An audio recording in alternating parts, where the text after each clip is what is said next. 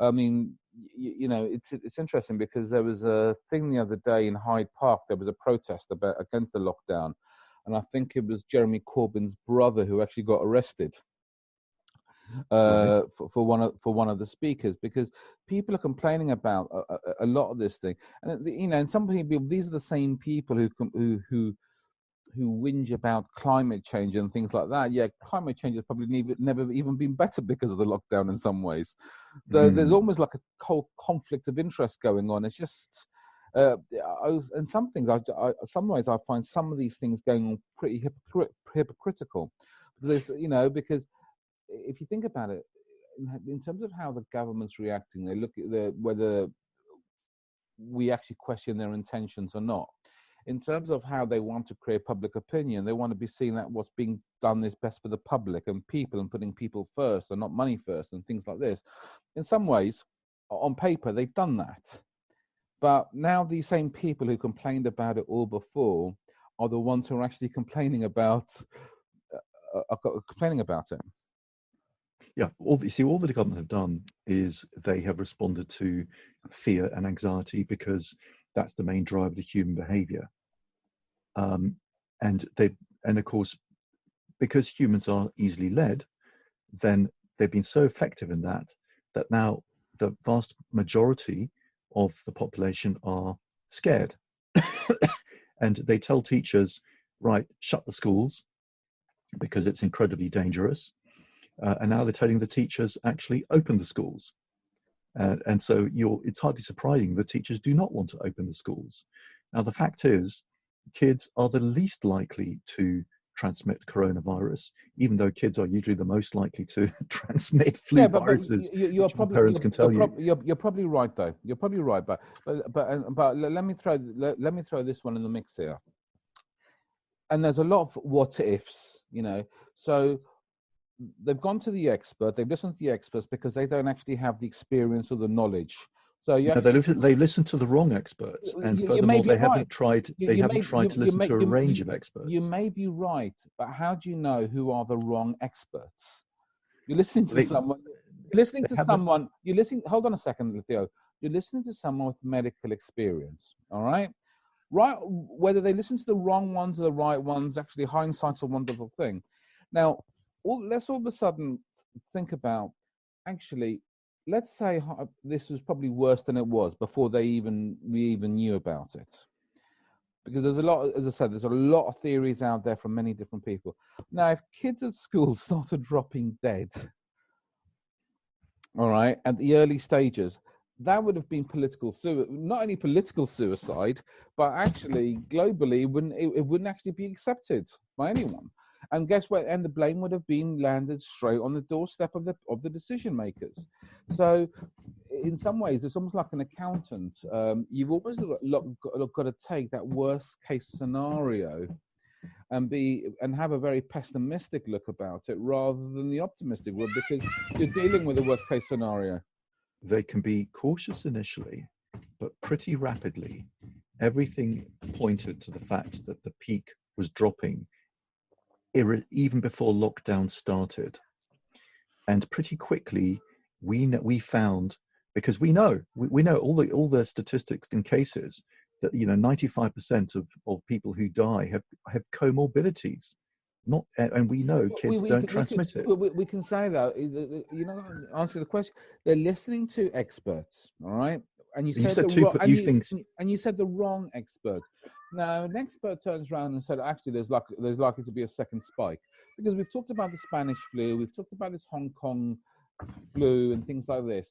And when we talked about the last death of the Spanish flu was 1957, like 30, 40 odd years later.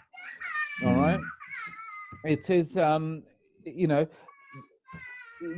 almost taking the most pessimistic precautions, or the worst case scenario in terms of the precautions that to be able to apply it. Because let's face it, no one wants to be the country with the biggest death toll in the world.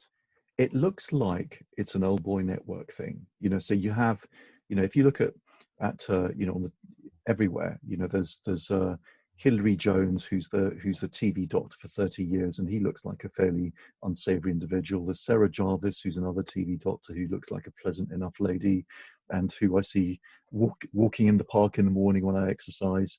Now, the point is, governments did not have an open discussion, including economists, biologists, epidemiologists, psychologists. They listened to one voice. The government didn't convene a meeting with different ideas, different projections to discuss his projection. And he had a fundamental flaw. And this idea, for instance, of the R number that the government are now hiding behind is another complete nonsense. It means nothing because, for instance, it depends who you're talking about. Clearly, you want the R number in care homes to be low, but you want the R number amongst the healthy to be high because that's the quickest way of making healthy people immune, who will then help herd immunity, which we said right from the beginning. For instance, South Korea. Do you know how many people died in South Korea and they had no lockdown at all? No, go on. 256. Or is it 286? But not the projection of 500,000 of Nial Ferguson. And what they did is they simply they tested, traced, contained. That's what they did. And the Swedish did something very, very unusual for a government. They admitted they were wrong. They said, you know what? We didn't look after the care homes enough. We were wrong. That's why they got their spike of deaths. But everything is settling down. And come the winter, of course, there'll be another spike. And also the idea that lockdown is going to have to be restarted if there's a second spike. The fact is, if you reopen a virgin population to the virus, of course you're going to get a second spike. It's not an if, of course you are. Which then brings us to the second issue of how you define integrity.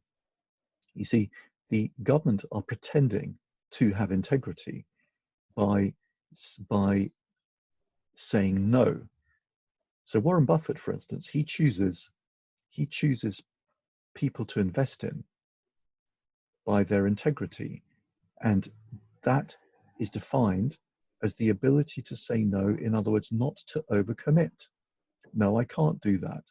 No, I will not be able to produce that by that time. Or saying what they can do.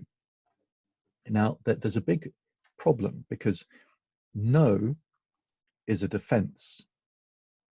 So just because people who have integrity don't overcommit, it doesn't mean that saying no means you have integrity, because no is also defense. People are much less likely to say yes, because yes could be committing to something, it could be confirmation of something, or it could be counterfeit. Yes is effectively meaningless, but no is a defense. And that's what the government is doing. They are effectively working from a position of weakness. They are defending themselves. And the decision, and we said this right from the beginning, and the research is proving it time and again, and more, is that lockdown is a complete catastrophe. And the government should have known it. There was the evidence. They didn't listen. And I wouldn't be surprised if someone brings out a class action against the government and sues them. And they would be quite right. So, but the thing is, the question I probably want to say is, I mean, does the government really want to be the one that puts them in a, in a economically vulnerable position against everyone else in the world? Because I've got to say, that's going to be counterproductive to any terms of negotiation. I mean, will the UK, for example, benefit from trade agreements around the world? Because I always said right at the beginning that actually it'll be the strongest economy or strongest economies that will actually survive all this, and will have more leverage of the other countries, because at the end of the day, it's all about it's all about what position they actually hold. So, but do they really actually want to risk economically to have such have such a bad, be in such a bad position against everyone else? So, for example, if let's say the America is opening up again, virus or no virus, as he says, and Germany as well, does the UK really want to be in that position that they extend it without actually really wanting to? No, let me rephrase that. They really want to extend it to the point that it's actually going to destroy the economy so much that they won't recover against the other countries.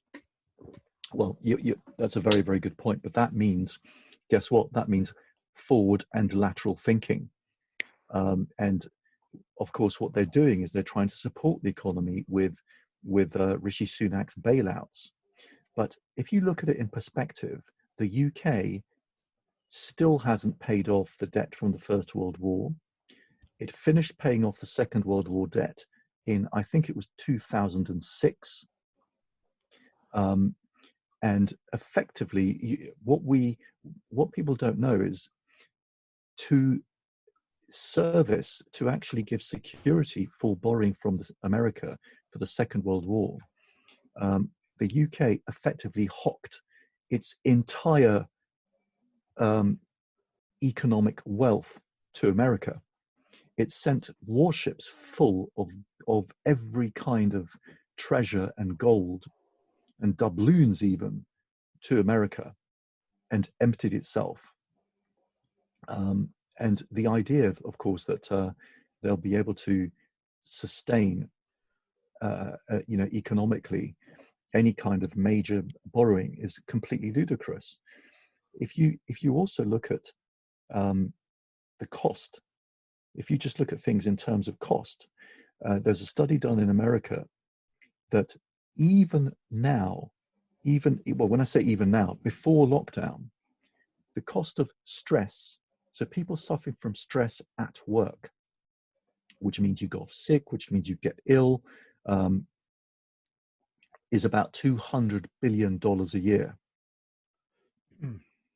Now, if you then add in the cost of looking after those stressed people, it goes up to $3 trillion a year. So that is the economic effect of stress. Imagine the order of magnitude higher number of people suffering from stress because of the hysteria surrounding coronavirus lockdown and economic catastrophe. The cost to the country of that is going to be far greater than the cost, than the apparent benefit by the government bailing everyone out to keep the economy going. In other words, even looking at the financial aspect, it would be far better to not have had lockdown, not have had to give billions of pounds to support businesses in furlough, etc., and avoid the financial loss caused by stress. So even doing those numbers just on that, irrespective of human life, shows that lockdown is a complete disaster financially, and that what Rishi Sunak is doing is completely useless. But that's actually happened to. But that's not just related to the UK, though. That's actually impacted every country in the world. Yes, that pressure of conformity and media hysteria. And if you look at differences, if you look at the Hong Kong flu, I didn't know this. The Hong Kong flu in 1967 killed 80,000 people in the UK. 80,000, and the economy carried on as normal. Nobody batted an eyelid, because there wasn't the power of the media and hysteria, and the government was stronger, and the power of the individual was weaker. And this is another thing that we need to think very carefully about. Jordan Peterson says that the beauty of Western society and democracy is the power and importance given to the individual. And we said this before, democracy was invented in ancient Greece, where the vote was given to the individual.